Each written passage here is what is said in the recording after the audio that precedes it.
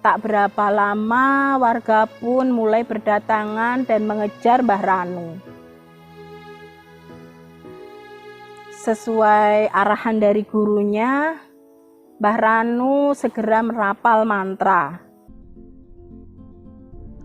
Assalamualaikum warahmatullahi wabarakatuh. Halo Elin Story Lovers, apa kabar kalian semua?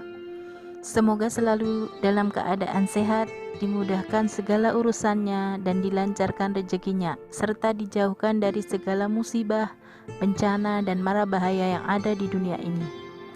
Sebelum kita lanjut ke dalam story, jangan lupa subscribe, like, komen, dan share. Dan aktifkan tombol loncengnya agar kalian tidak ketinggalan dengan story-story yang terbaru. Open Diary.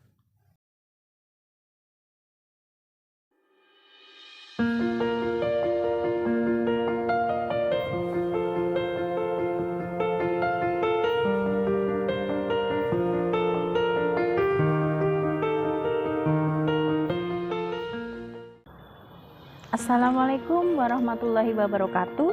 Halo Elin Story Lovers, apa kabar kalian hari ini?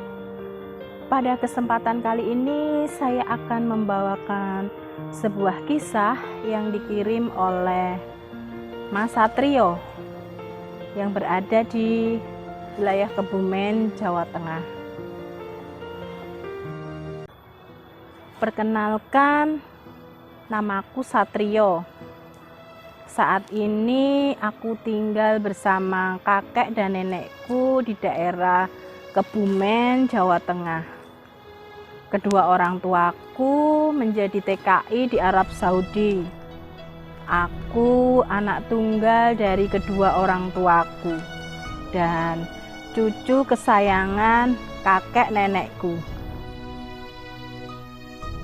Saat ini usiaku 20 tahun di bulan Desember mendatang.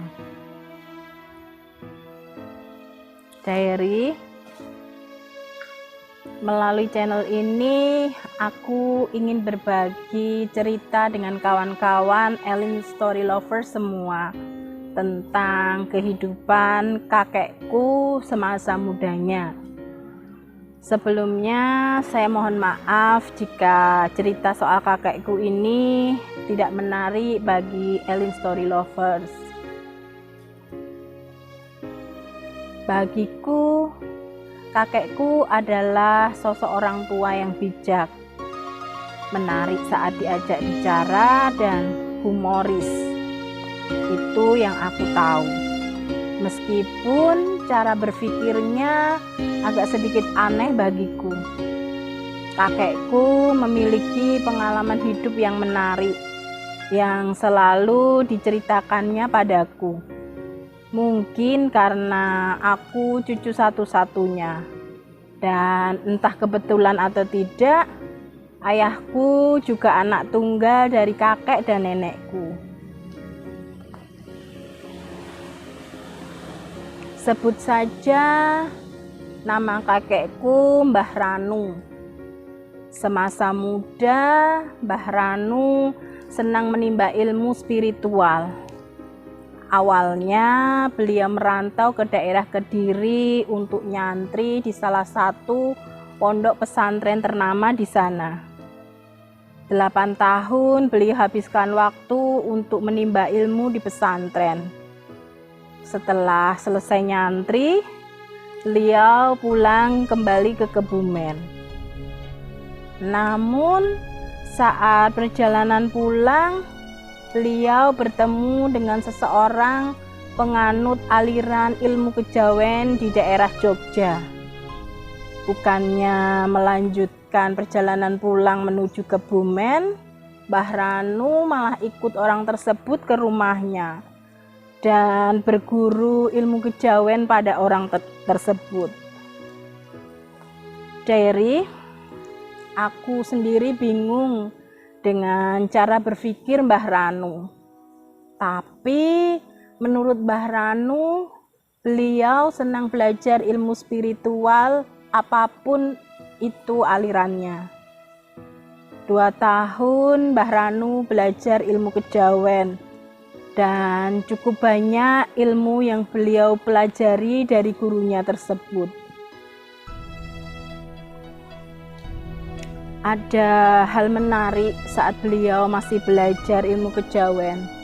Salah satunya saat Mbah Ranu mempelajari ilmu yang menurutku agak unik. Mbah Ranu menyebutnya ilmu welut putih. Konon, ilmu itu digunakan untuk meloloskan diri dari kejaran musuh. Dari suatu ketika Mbah Ranu diminta gurunya untuk ngetes ilmu welut putih yang dipelajarinya. Apakah sudah dikuasai secara sempurna atau belum? Mbah Ranu diminta mencuri, tapi diusahakan diketahui oleh orang. Dan harus dipastikan juga di sekitar tempat itu ada sungai atau saluran irigasi yang airnya mengalir. Tujuannya agar supaya Mbah Ranu dikejar orang yang memergokinya mencuri. Mbah Ranu pun mulai beraksi dengan tetap dipantau oleh gurunya dari kejauhan. Beliau melihat ada sebuah kandang ayam di sebelah rumah warga yang berada di pinggir desa. Dan tidak jauh dari rumah itu ada sebuah sungai yang tidak terlalu besar. Dan kebetulan tidak jauh dari kandang tersebut ada beberapa orang yang sedang istirahat setelah matun atau membersihkan rumput di antara tanaman padi di sawah. Dari ayam yang ada di kandang itu pun heboh dan berisik setelah Mbah Ranu menangkap seekor di antara ayam-ayam tersebut, sehingga mengundang perhatian orang-orang yang sedang istirahat di situ. Mbah Ranu pun kemudian berlari ke arah sungai sambil membawa seekor ayam. Setelah salah satu orang tersebut meneriaki maling, tak berapa lama warga pun mulai berdatangan dan mengejar Mbah Ranu. Sesuai arahan dari gurunya, Mbah Ranu segera merapal mantra dan melepaskan ayam yang dibawanya untuk memancing warga agar mengejarnya.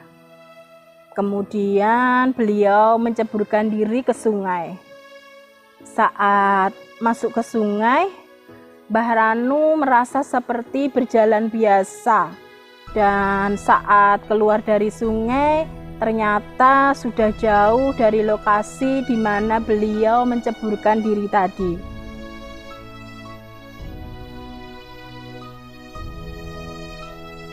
Namun, menurut warga yang mengejarnya, mereka melihat sekelebat belut berwarna putih setelah Mbah Ranu masuk sungai. Mungkin saat masuk sungai, tubuh Mbah Ranu berubah menjadi seekor belut berwarna putih. Meskipun Mbah Ranu merasa tidak ada perubahan apapun. Bahkan saat masuk sungai bisa jalan atau berlari seperti di darat. Namun yang pasti Mbah Ranu tidak pernah menyalahgunakan ilmu itu. Beliau bercerita hanya sekali mencuri ayam. Itu pun untuk mengetes ilmunya dan atas permintaan gurunya. Mbah Ranu pernah bilang akan menurunkan ilmunya itu padaku. Namun aku menolaknya, sama seperti ayahku. Aku dan ayahku sama-sama tidak tertarik belajar ilmu seperti itu. Bagiku, Cukup yang 5 waktu itu saja. Aku takut ilmu-ilmu seperti itu melibatkan kekuatan atau bantuan jin, sehingga tanpa sadar kita menjadi musyrik. Naudzubillahi min dzalik. Selain ilmu welut putih, Mbah Ranu juga menguasai beberapa ilmu lainnya, seperti seipi angin, bolo sewu, dan lembu sekilan, serta halimunan. Aduh kakek, sudah seperti pendekar dalam sandiwara radio saja ilmunya. Dan itu semua pernah ditawarkan ke ayahku dan aku. Semua kami tolak. Maaf ya kek, sekarang sudah zaman modern.